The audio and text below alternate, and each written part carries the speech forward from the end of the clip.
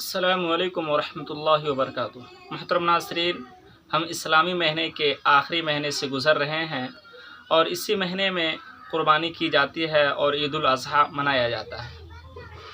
बहरहाल क़ुरबानी आप करते हैं और हम में से हर कोई क़ुरबानी करने की ख्वाहिश रखता है और करना भी चाहिए।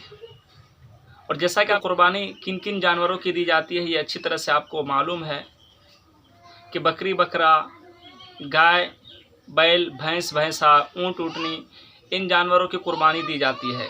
इसके अलावा भेड़ भी है, दुम्बा भी है। बहरहाल आप जिसकी क़ुरबानी करना चाहें कीजिए और अपनी वसात के मुताबिक कीजिए। बात यह है कि इन क़ुरबानी के जानवरों की उम्र क्या होनी चाहिए। अगर आप किसी जानवर की क़ुरबानी दे रहे हैं तो उस जानवर की क़ुरबानी देते वक्त उम्र क्या होनी चाहिए। तो इस सिलसिले में ये बात याद रखिए, बकरी बकरा इनमें से किसी की भी क़ुरबानी दे तो कम से कम बकरी की उम्र 1 साल होना चाहिए। इसी तरह से बकरे की उम्र भी 1 साल होना चाहिए, ज़्यादा है तो अच्छी बात है। इसी तरह गाय बैल भैंस भैंसा, इन जानवरों की उम्र क़ुरबानी करते वक्त कम से कम 2 साल होना चाहिए।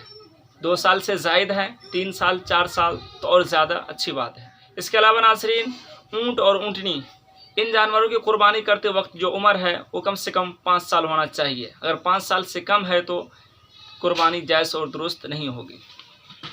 नाज़रीन, एक बात याद रखिए कि बकरी और बकरा इन दोनों की अगर क़ुरबानी देते हैं तो इसकी उम्र कम से कम 1 साल होना चाहिए। इसी तरह भेड़ और दुम्बा है।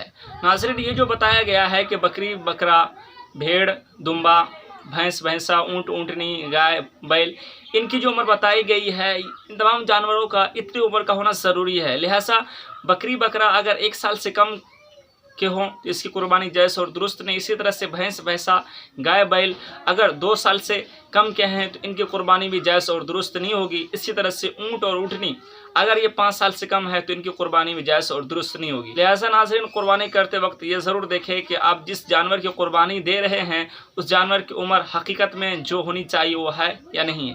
नाज़रीन, इसी तरह के वीडियो के लिए, जैसे ईद कब मनाएंगे, ईद के दिन क्या करना चाहिए, क़ुरबानी का गोश्त खा सकते हैं, बेच सकते हैं या हिंदू को दे सकते हैं या नहीं दे सकते हैं। इसी तरह से अगर कोई जानवर अंधा है या लंगड़ा है या किसी की टांग ही नहीं है, यानी बहुत सारी सूरतें, तो ऐसे जानवरों की क़ुरबानी जायज़ है या नहीं है, इसके लिए इंतज़ार कीजिए।